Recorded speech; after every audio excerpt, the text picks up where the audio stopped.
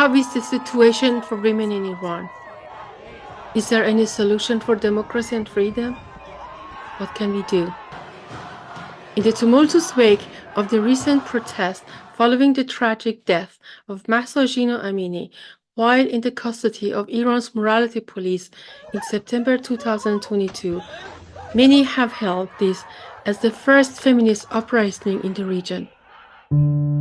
But let us cast our minds back more than 170 years ago, when women in Iran began their struggle for freedom. In 1848, Tahirih Qurratu'l-Ain made a remarkable statement for gender equality in a religious assembly, only to face immediate arrest and subsequent execution. Her last words resonate still. "You can kill me as soon as you like, but you cannot stop the emancipation of women." Since then, Iranian women have persistently fought for their rights. From the establishment of the first girls' primary school in 1907 to graduating first women doctors from Tehran University in 1935, to women gaining the right to vote in 1963, to first women minister at the government in 1967. Enormous milestones have been achieved. However, despite this long step, the reality today is different.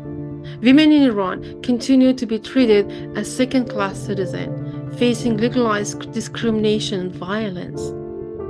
One of the most horrible aspects is the legalized child marriage, with thousands of girls between the age of 10 to 14 being subjected to the tragic fate annually. Yet there is hope.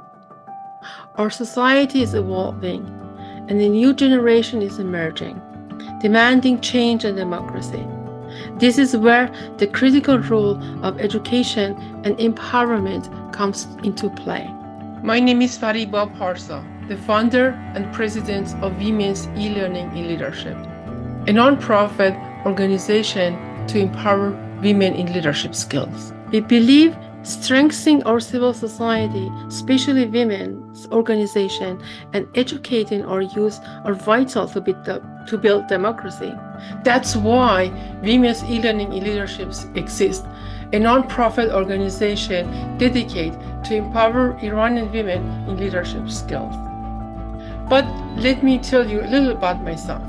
My journey began in Iran, advocating for gender equality and democracy from a young age.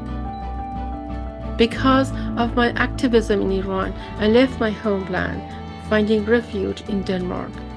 I continued my research at Harvard University in Massachusetts in US. Later at George Mason University, where I started Women's E-Learning Leadership organization with support of women students. I believe in the power of collective change. Alone, I can strive, but together we can conquer. Together, we can educate and empower Iranians to advance women's rights and democracy in Iran.